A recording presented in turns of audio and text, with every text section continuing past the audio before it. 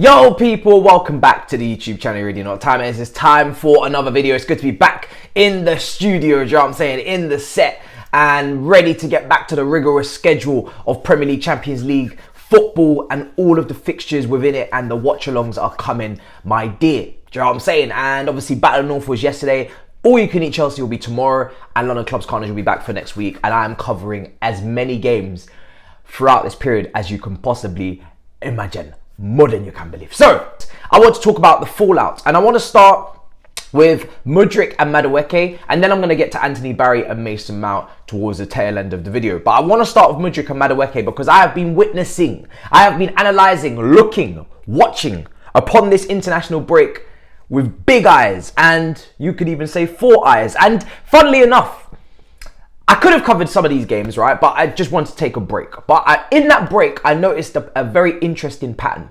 And Madueke and Mudryk, obviously, you know, if we're going to go through a little bit of the backstory, these two haven't really been playing because we've maybe switched system, inside forwards, young players, need time to acclimatise, you know, little horse, need milk, need looking after, need shelter, need clothing, etc. And they're long-term players, they're long-term projects, they're long-term assets. They, in my opinion, will be given their opportunities by Graham Potter in maybe not in the tail end of this season when his job is very much on the line at times, but in next season when the squad size comes down, I expect him and those two players to be getting their game time and to be heavily used. And this is why when and if Pulisic and Ziyech, who have been getting their opportunities off the bench under Potter, and to some people's frustration because, like I said, these two players are expected to leave in the summer.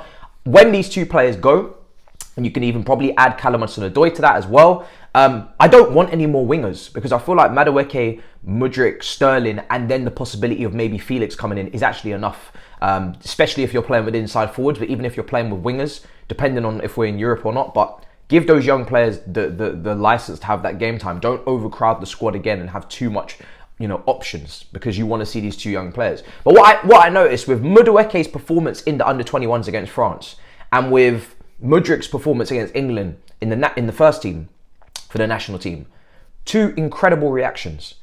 Mudryk has been the one that most people have been telling me they're really frustrated that he's not playing and he's got lots to offer and the big price tag and why is he not in, why is he not in? And I kept saying, listen, for me personally, I'm not bothered.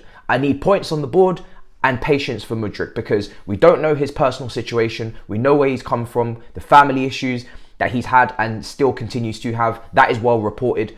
And even without all of that, acclimatising to the league, acclimatising to his environment as well, living in London. It's a big switch for a young player. I'm calm on the situation. Even though, yes, he's not coming off the bench, I'm not worried. I'm not worried.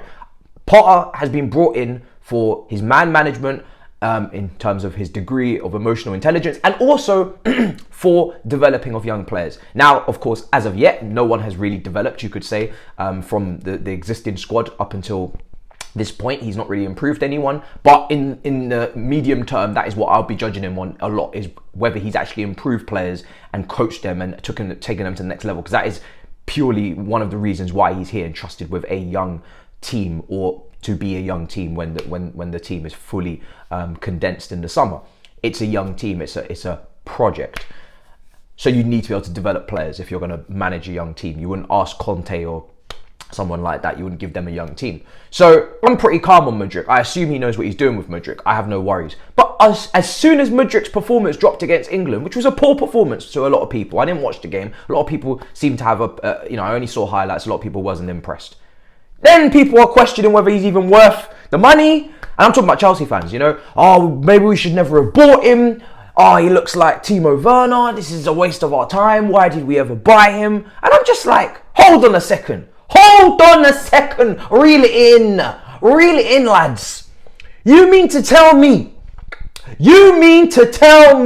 we went from this guy must be starting, this guy must be playing, why is he not playing critical Champions League game against Dortmund, to, oh my God, we should never have purchased him, he's too expensive, oh, he looks like he has no first touch, he can't,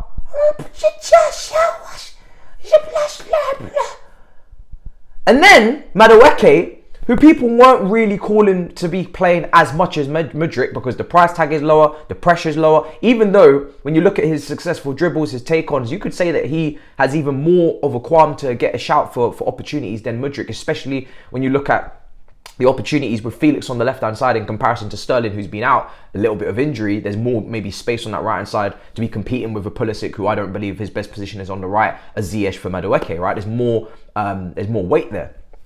Because Felix is clearly an integral part of the team, on loan, trying to convince him to stay, maybe in potentials. So, but Madueke drops a flawless performance.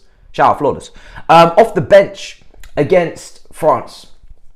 2 assists and a goal, right? And now everybody's like, this guy's incredible. And I'm just like, there's no medium ground. There's no calma. There's no calma. Because funnily enough, and I'm not here to rub out the performance. It was a great performance. But we've seen players like Callum Hudson-Odoi absolutely light it up for the England under-21s. Light it up. At the end of the day, calma. Calma. He's done brilliant for the under-21s. He's been fantastic. I loved him off the left-hand side. He was giving me Leroy Sané vibes. But calma, because this is what young players do. They have their ups, they have their downs, they have their peaks, they have their troughs. Relax, calma, because he ain't going to come and start every game now just because he's played well for the England under-21s. I know people are excited to see him, but under-21 football and Premier League football is 2 different levels. And I'm just here to bring a bit of calma on both of the players because they will be here next year, guys. You will see a lot of them. They will become starters, I'm sure, if they fulfill their potential. So you have nothing to worry about. Just be patient. Be very calm. What is the most important thing at the moment for me? Points. Points, not players. Points. Can I say that? Points over players. Over personal agendas or personal, aggravation. I don't know what it is. Just please be calm. Now, because like I said, it's all about those points, guys. And these guys, they're developing. Now, let's move over to Mason Mount and Anthony Barry. Anthony Barry, if you want me to be completely honest, as I always try to be, listen, this guy, Thomas Tuchel, I love you, but what you did was unprofessional. Let's just call a spade a spade. What he did was unprofessional. People could say, oh, it doesn't matter because, the club sacked him or they didn't get along behind the scenes. It doesn't really matter. It doesn't really matter. For me, that doesn't really matter because, if I get sacked from a job or I fall out with my former employee, that doesn't mean now I start acting in an unprofessional way when I start a new job that's maybe a rival company and start, calling them out or mentioning their name and doing things that you shouldn't do, right? And I'm not here to lay into him too much, but I'm just here to clarify that, in my opinion, that was unprofessional to state, name and case that you would like to take a staff member specifically from another club without agreeing any sort of compensation. And Bayern Munich didn't even come in with compensation at the beginning. You need to go through the proper channels and be professional. Now that we've all established that. I'm just going to leave that in. So yeah, I thought it was unprofessional, but it's okay. No beef. I'm just saying. Just handle the business correctly. So it looks like Anthony Barry, Bayern Munich, potentially going to pay compensation. They look like they really want him. He wants to go. We'll see how that materializes. In terms of Mason Mount, obviously he's also been linked to Bayern Munich as well. Previously been linked to Liverpool. It looks like this player is going to go, right? It looks like Mason Mount is going to be leaving in the summer. But who knows? Maybe things can turn around. But if Bayern Munich are interested, it'll be interesting to see what kind of fee we can command in the summer. He's obviously only got 1 year left after the summer coming up. I'm minimum looking for around about 50 million. And especially if you're selling him to a direct rival in this country. If he's going to a Liverpool, minimum you got to be trying to take home 50 million. I know he's only got 1 year left, but this is an England full international with 3 very good, well, 1 great year and 2 very good to good years under his belt, and then 1 poor year. And he's still young and he suits them perfectly. You better be paying serious P's because, yeah, I know we're not in full control of the situation, but I just don't feel like we should be getting mugged off. If it's to Bayern Munich, maybe it becomes a little bit cheaper because, of course, he's not going to a direct competitor. I would actually prefer if he went to a Bayern Munich over, say, a Liverpool, of course, because he's just not directly influencing what can happen in the Premier League. And it would be an interesting move. But if for some reason Thomas Tuchel and Musiala is not a favourite of yours and the Cobham graduate would like to return, I'm sure Todd Boehly can work up some sort of swap deal, and everybody would listen. Money will be no object. Money will be no object. This is such a FIFA move, right? For me, I've seen apparently Alphonso Davies is not particularly settled as well. He doesn't have many friends. Maybe he'd like to come to London. I don't know why I'm waffling about this, because we have no space for him whatsoever. I'm just thinking we play wing backs. Ian Martin's got 1 year left. They're probably going to sell him. Pain. I'm just saying, guys. It's such a FIFA. I'm in my FIFA bag right now.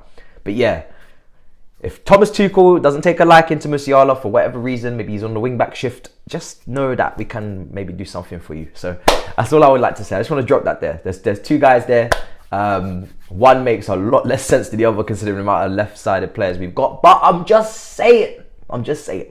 So guys, let me know what you think in the comments down below about everything I've said in terms of the two young players at the beginning. Obviously, a little bit of Anthony Barry and Mason Mount towards the end. Big up your damn selves as always. Make sure you smash up the like, subscribe, and leave a comment down below. I will see you guys tomorrow. The content will be back thick and fast, okay? It's going to become much more regular. A little bit of a break, but every day I will be here. Tomorrow I'll be back, Friday of course as well, for the preview to the game against Aston Villa, the watch-alongs. I'm going to be doing a lot of watch-alongs on Saturday. We're going to be doing Man City, Liverpool. We're going to be doing Chelsea versus Aston Villa. And it's going to be a double. We're going to be doing Bayern Munich versus Dortmund. You do not want to go anywhere. Don't go anywhere, guys. So make sure you subscribe, and I'll see you next time. In a bit, people. Peace.